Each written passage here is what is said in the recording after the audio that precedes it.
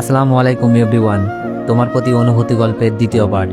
12টার বাসে রওনা দিলাম ঢাকার উদ্দেশ্যে, কিন্তু কোথায় গিয়ে উঠব, ঢাকায় গিয়ে কি করব, খুব চিন্তা হচ্ছিল। কারণ ঢাকা আমি ভালো করে চিনি না, আর কোনো আত্মীয় স্বজনও নেই যেখানে গিয়ে উঠব। ভাবির দেওয়ার টাকাগুলো গুনলাম, 5,000 টাকা আছে এখানে, আর আমার পকেটে 780 টাকা। ভাবি যদি টাকাগুলো না দিত তাহলে তো 2 দিন বেঁচে থাকাও কষ্টকর হয়ে যেত। এমন কোনো কাজও জানি না, সবেমাত্র কলেজে পা দিয়েছি। আব্বুর টাকা পয়সার কোনো অভাব নেই, যার জন্য লেখাপড়াটাও ভালো করে করেছি। পরিবারের সবাই আমাকে অনেক ভালোবাসতো। আমার কোনো দোষ ছিল না, শুধু একটাই দোষ, আমি মিথিলাকে পাগলের মতো ভালোবাসতাম। যখন থেকে বুঝতে শিখেছি তখন থেকেই মিথিলাকে ভালোবাসতাম আমি। একসাথে স্কুলে যাওয়া, খেলাধুলা করা, আমরা ছিলাম বেস্ট ফ্রেন্ডের মতোই। কিন্তু যখন মিথিলাকে স্কুলের এক বড় ভাই ফলো করতে শুরু করে, আর মিথিলা যদি সম্পর্কে জড়িয়ে যায়, সেই ভয়ে সুমিয়াপুর বিয়ের দিনই মিথিলাকে প্রপোজ করে বসি। কিন্তু মিথিলার সাথে সাথে এই কথা আমার আব্বুকে জানিয়ে দেয়। আব্বু আমাকে সেই দিন অনেক মারে। তখন নবম শ্রেণীতে উঠেছি মাত্র। আমার আর বিয়ে খাওয়া হইল না। আব্বুর হাতের মার সেই দিন প্রথম খেয়েছিলাম। আব্বু বলেছিল মিথিলাকে যেন নিজের বোনের মতোই দেখতে। আমার মায়ের দেখে মিথিলা অনেক হেসেছিল, কিন্তু মিথিলার প্রতি আমার কোনো রাগ আসেনি। বিয়ের দিন সুমি আপুর সাথে যাওয়ার জন্য বলেছিল আপু, আমিও প্রিপারেশন নিয়ে রেখেছিলাম, কিন্তু আমার আর যাওয়া হলো না, মিথিলাই গেল। আব্বু আমাকে মারের কারণটা শুধু ভাবিই জানতো, আর সবাই জেনেছিল আমি দুষ্টুমি করেছি তাই মেরেছে। অনেকে আব্বুকে রাগ দেখিয়েই বলেছিল দুষ্টুমির জন্য কেউ এমন ভাবে মারে, আর বিয়ের দিন ফাজলামি করবে না তো কবে করবে। আপুকে আনার জন্য গিয়েছিলাম। আপু না যাওয়ার কারণটা কি জানতে চেয়েছিল, কিন্তু কিছুই বলে নাই।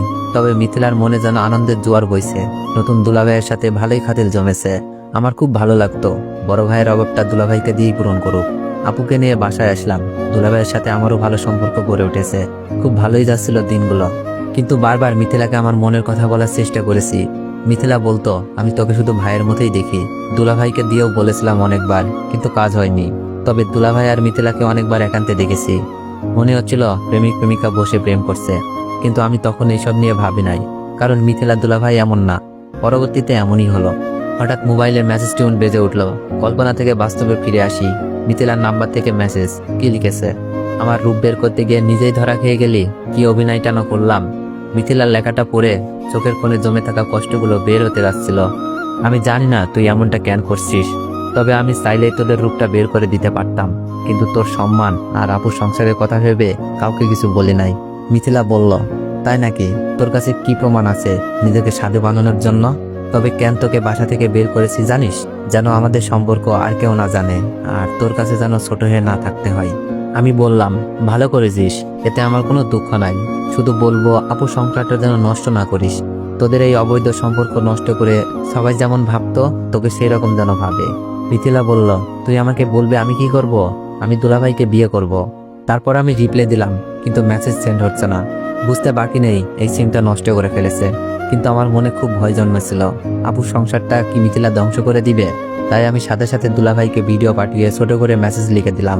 আমি চাইলে এই ভিডিওটা সবাইকে দেখাতে পারতাম, এতে করে আপনার সম্মান কোথায় যেত একবার ভেবে দেখেন।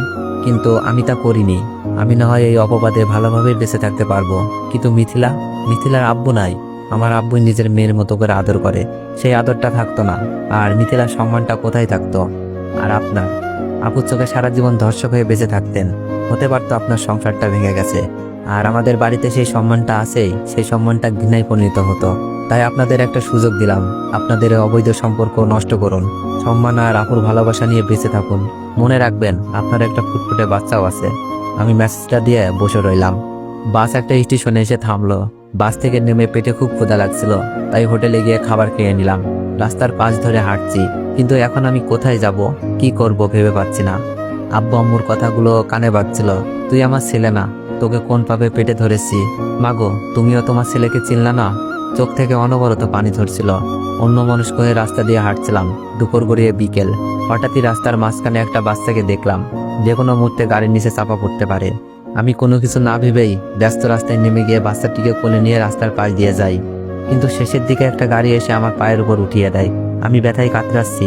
বাচ্চাটির মা এসে আমাকে হাসপাতালে নিয়ে গেল, আর একদিক দিয়ে আমাকে ধন্যবাদ জানাচ্ছে, অন্য দিক দিয়ে নিজের বেখেয়ালির জন্য বাচ্চাকে বাঁচাতে গিয়ে আমার এমন অবস্থার জন্য নিজেকে দোষারোপ করছে।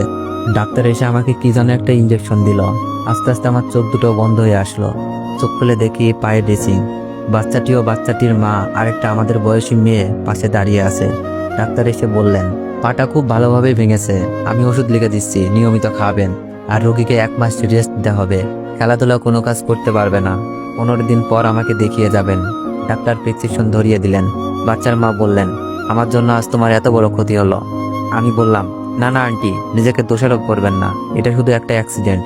আন্টি বললেন আচ্ছা তোমার বাসা কোথায়? তোমার ফ্যামিলির কারোর নাম্বার থাকলে দাও, আমি তোমার মা বাবাকে আসতে বলি। আমার মোবাইলটা কোথায়? মোবাইল খুঁজে পাচ্ছিলাম না। মোবাইলটা আমার হাতে দিয়ে বলল তোমার মোবাইল রাস্তায় পড়ে ভেঙে গেছে। এটা তো একেবারেই গেছে। মোবাইল হাতে রেখে পকেট থেকে ভাবির দেওয়ার টাকাগুলো বের করে বললাম আন্টি, হাসপাতালে কত টাকা বিল এসেছে জানি না, আমার কাছে এই কয়েকটা টাকা আছে, গ্রাম থেকে আসার সময় নিয়ে এসেছিলাম, টাকাটা নিন প্লিজ। আন্টি আমার টাকাটা পকেটে ঢুকিয়ে দিয়ে বলল কি করছো তুমি এইসব? আমার ছেলেকে বাঁচাতে গিয়েই তোমার এই অবস্থা, আর তুমি আমাকে চিকিৎসার খরচ দিচ্ছ। আন্টি বলল তোমার পরিবারে কেউ নেই? তাদের তো খবর দিতে হবে। আছে, আব্বু আম্মু ভাই ভাবি চাচা চাচাতো বোন, কিন্তু এখন আমি ওদের কেউ না। বলতেই চোখ দিয়ে পানি বেরিয়ে আসলো। আন্টির সাথে থাকা মেয়েটি বলল তাহলে আপনি যাবেন কোথায়? আমি কান্না করছিলাম আর বলছি জানি না, আর সকালেই বাসা থেকে বের করে দিয়েছে আমাকে একটা মিথ্যা পাপের অপরাধে। আন্টি বলল আচ্ছা তাহলে তুমি আমাদের বাসায় আসো, তোমার এখন রেস্টের দরকার। না আন্টি, এটা কি করে হয়? উপকার করেছি বলে আপনাদের বাসায় গিয়ে উঠবো? মেয়েটি বলল চুপ করেন, এত ভালো মানুষ সাজার দরকার নাই। আমার ভাইকে বাঁচিয়েছেন, এখন আপনাকে বাঁচানোর দায়িত্ব আমাদের। চলুন। চলো ওঠো। আন্টি আমার 1 হাত ধরে তুললেন। আন্টি আমার কাপড়ের ব্যাগটা কই? আন্টি বললেন আমরা তো তোমার ব্যাগ দেখি নাই, মনে হয় কেউ নিয়ে গেছে। আন্টি 1 হাত ধরে আর মেয়েটি আর 1 হাত ধরে হাঁটার জন্য বলল, কিন্তু আমি পা ফেলতে পারছি না, খুব কষ্ট হচ্ছে। প্রথম পা ফেলেই চিৎকার দিয়ে উঠলাম। আন্টি বলল আস্তে আস্তে পা ফেলো। তো এভরিওয়ান, নেক্সট চাইলে একটু বেশি বেশি কমেন্ট করুন আর একটু বেশি বেশি কপি লিঙ্ক করে দিন। ধন্যবাদ।